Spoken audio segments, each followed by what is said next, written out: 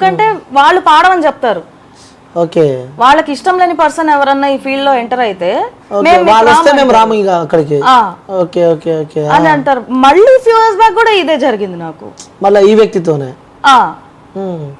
ఏంటి గ్రడ్జ్ అండి ఎంటర్ ఇష్యూలో? తెలీదు, ఇప్పటికి స్టిల్ తెలీదు, ఇప్పటికి తెలీదు, అసలు ఏం లేదు, అసలు గొడవే లేదు. తనకి నాకేం గొడవలు ఉంటాయి?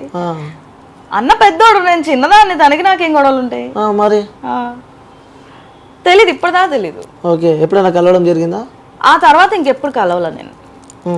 ఆ రోజు స్టేజ్ మీద ఎప్పుడైతే నా ఫేస్ మీద నేను పాడను అని చెప్పేసి వెళ్ళిపోయాడో, ఆ తర్వాత ఇంకెప్పుడు నేను తనని కాంటాక్ట్ చేయడం కానీ తనతో మాట్లాడడం కానీ నేను ఇంకెప్పుడు చేయలేదు. ఓకే, సో ఈ ఇష్యూ పక్కన పెడితే, ఈ ప్రవస్తి అనే అమ్మాయి బయటికి వచ్చిన తర్వాత మీతో కాల్ మాట్లాడడం కానీ ఇలాంటివి ఏమైనా జరిగాయి? అసలు ఏం జరిగిందని చెప్పి అనుకున్నారా అసలు? నేను ఈ మధ్యనే మాట్లాడాను, ఇష్యూ అంతా జరుగుతుంటే అసలు ఏంటి ఏమైంది అని చెప్పి నేను కాల్ చేశాను, మాట్లాడాను.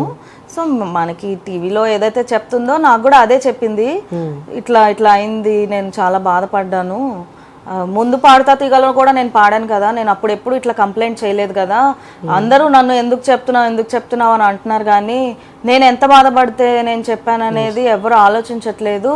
ఇదే ఛానల్లో ఇదే షోలో నేను ముందు పాడాను కదా, అప్పుడు నేను కంప్లైంట్ చేయలేదు. ఇప్పుడు నాకు కష్టమైంది కాబట్టి నేను సఫర్ అయ్యాను, నేను డిప్రెషన్లో అనిపిస్తుంది కాబట్టి నేను మాట్లాడుతున్నాను అని చెప్పేసి అన్నదన్నమాట. డ్రెస్సెస్ గురించి కూడా నేను అడిగాను, డ్రెస్సెస్ గురించి ఇట్లా జరగదు కదా, ఇట్లా నీకు బ్యాడ్ ఎక్స్పీరియన్స్ అయిందా అంటే, అవును నాకు అయ్యింది. లైక్ చిన్న సైజ్ ఏంటి లంగాలు ఏదో కుట్టారు, ఏదో చెప్పింది, కుట్టేసి అది కిందకి వేసుకోమని నన్ను బాగా ఫోర్స్ చేశారు. సో ఇప్పుడు ఒక అమ్మాయి అట్లా చెప్తుందండి, మనం దానికి ప్రూఫ్ మనం ఎక్కడి నుంచి తేవాలి? అది నిజమా అబద్ధమా అని అంటే అది ఎవరికి కూడా ఎలా తెలుసు చెప్పండి? ఇప్పుడు నన్ను కూడా అంటారు, ఇప్పుడు నువ్వు మాట్లాడుతున్న అసలు నిజమే ఏంటి అని నన్ను కూడా కింద కామెంట్లు వేసుకుంటారు కొంతమంది. ఇప్పుడు నేను ప్రూఫ్ ఎక్కడి నుంచి తేవాలి? జరిగింది మీరు చూసారు, లైక్ మీరు అనుభవించారు కాబట్టి బయటకు వచ్చి మాట్లాడుతారు. లైక్ ప్రవస్తి గారు మీకు ఏమైనా చుట్టాలు అవుతారా? లేదు, బెస్ట్ ఫ్రెండా? ఏమీ కాదు, ఏమీ కాదు. ఓకే, సో అంటే లైక్ ఈ ఇష్యూలో జరుగుతుంది కాబట్టి బయటకు వచ్చి ఏం జరిగిందో జనాలకు చెప్పే ప్రయత్నాలు అయితే మీరు చేస్తున్నారు అంతే. అంటే ఒక పర్టికులర్ ఛానల్ వాళ్ళు నన్ను అడిగారు, ఇట్లాంటి ఏమన్నా జరుగుతాయా షోస్ లో అంటే, జరుగుతాయి. అంటే నాకు జరిగిన సొంత ఎక్స్పీరియన్సెస్ అన్ని నేను షేర్ చేస్తున్నా. ఓకే, సో ఇప్పుడు ప్రవస్తి చెప్పేది కూడా ఏంటి అంటే, ఈ పర్టికులర్ షోలో తనకి ఇంకేమి లాభం రాదు. ఇప్పుడు ఇదంతా తను చెప్పడం వల్ల తనకి ఈ షోలో ఇంకేం న్యాయం జరగదు కదా. తనకు ఒకవేళ అన్యాయం జరిగినా కూడా ఇంకే ఎలిమినేట్ అయిపోయింది. అక్కడ ఎలిమినేట్ అయిపోయిన తర్వాత కూడా వాళ్ళు ఏదో పార్టీ చేసుకున్నారని చెప్పి నేను విన్నాను. మరి అవునా? ఏదో కొంతమంది అంటూ ఉన్నారు, సోషల్ మీడియాలో వైరల్ అవుతున్నది. మరి అది వినలేదండి నేను, తెలియదు నాకు. ఓకే, మేబీ అంటే ఇప్పుడు తిను చెప్తుంది, వాళ్ళు ఇంకో కౌంటర్ వీడియో, తిని ఇంకో కౌంటర్ వీడియో, ఎట్లా జరుగుతుంది. మేబీ ఫేస్ టు ఫేస్ వస్తే వాళ్ళు ఏమన్నా సాల్వ్ అవుతుందేమో.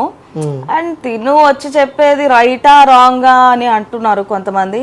రైటా రాంగా అంటే దానికి ఒక పర్టికులర్ ఆన్సర్ ఏమి ఉండదు కదా.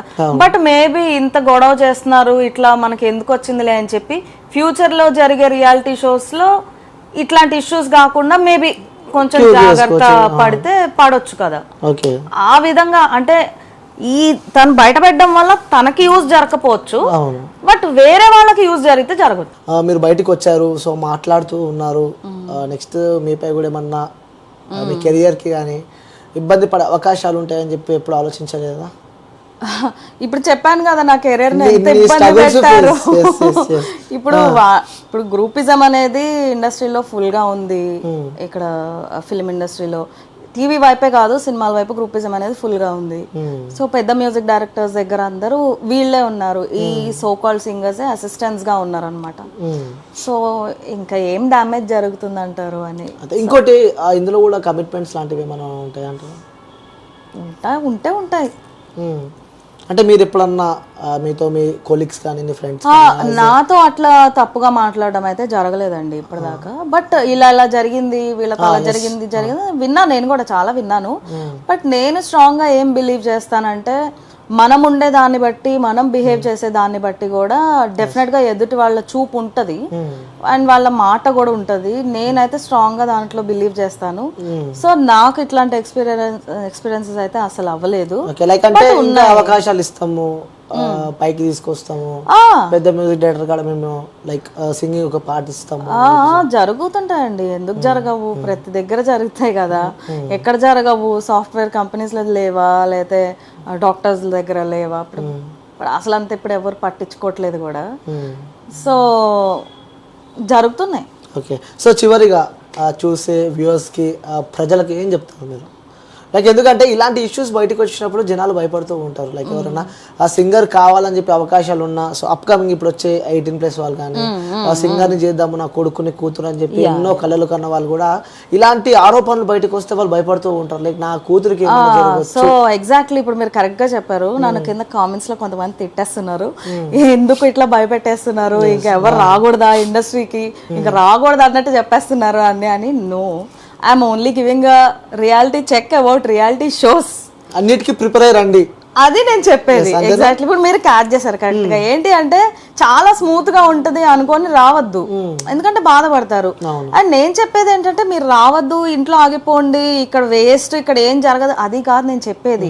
ఏంటంటే ఇండస్ట్రీలో పైకి రావాలంటే అది అందరి వలన అయ్యేది కాదు, దానికి ఒక టైం అనేది ఉంటది. నేను ఇప్పుడు వచ్చి రేపు సక్సెస్ అయిపోవాలి అని అనుకుంటే కుదరదు. దానికి ఒక లాంగ్ ప్రాసెస్ ఉంటది, దానికి మనం మెంటలీ మనం ప్రిపేర్ అయి రావాలి.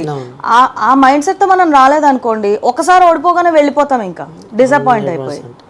సో అట్లా చేసుకోవడం వల్ల యూజ్ లేదు. వచ్చే వాళ్ళు రండి, హ్యాపీగా రండి, ప్రాబ్లం ఏం లేదు. అంటే ఇప్పుడు ఒకటి జరిగింది, దాన్ని మర్చిపోయి నెక్స్ట్ ఏంటి అలా ఆలోచించాలి.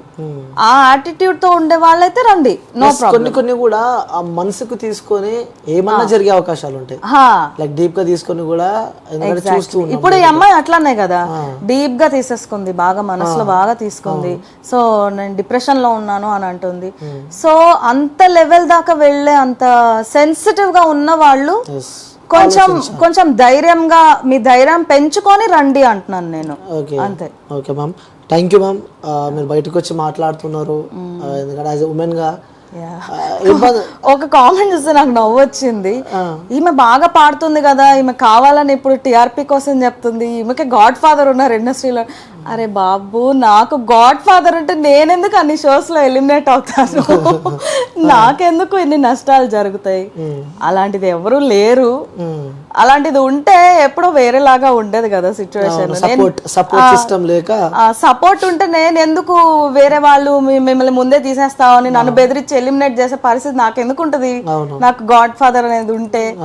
నేను గెలిచాను, కొన్ని షోస్ లో నేను గెలిచా. కొంతమంది అది కూడా అంటున్నారు, మీరు గెలిచారు కదా, ఈ అమ్మాయి గెలిచి కూడా ఇట్లా మాట్లాడుతుంది ఏంటి? అవును గెలిచాను, కానీ ఆ షోలో ఎన్ని జరిగినాయి వాళ్ళకి తెలుసా? తెలీదు కదా, మాకే తెలుస్తుంది అది.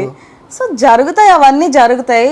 నేను ఏం అబద్ధాలు చెప్పట్లేదు, నాకు జరిగింది మాత్రమే నేను చెప్తున్నాను. నేనేమి వ్యూస్ కోసం చెప్పట్లేదు, అలాంటిది ఏమీ లేదు. Okay, so as a singer కాబట్టి మీరు ఇంతమంత కాంట్రవర్షియల్ లైక్ మాట్లాడుకున్నాం కాబట్టి మా వ్యూయర్స్ కోసం ఒక సాంగ్ పాడతారా? Yeah, okay. కమ్మని ఈ ప్రేమ లేఖలే రాసింది హృదయమే, ప్రియతమా నీ వచట కుశలమానే నిచట కుశలమే, ఊహలన్నీ పాటలే కనుల తోటలో, తొలి కలల కవితలే మాట మాటలో, ఏహే కమ్మని ఈ ప్రేమ లేఖలే రాసింది హృదయమే, ప్రియతమా నీ వచట కుశలమానే నిచట కుశలమే. రైట్ అండి, సూపర్, చాలా అద్భుతంగా వాడారు. సో నిజంగా అదే సాంగ్ వింటున్నట్టు ఫీల్ వచ్చింది. సో థ్యాంక్ యూ అండి, thank you so much. Thank you.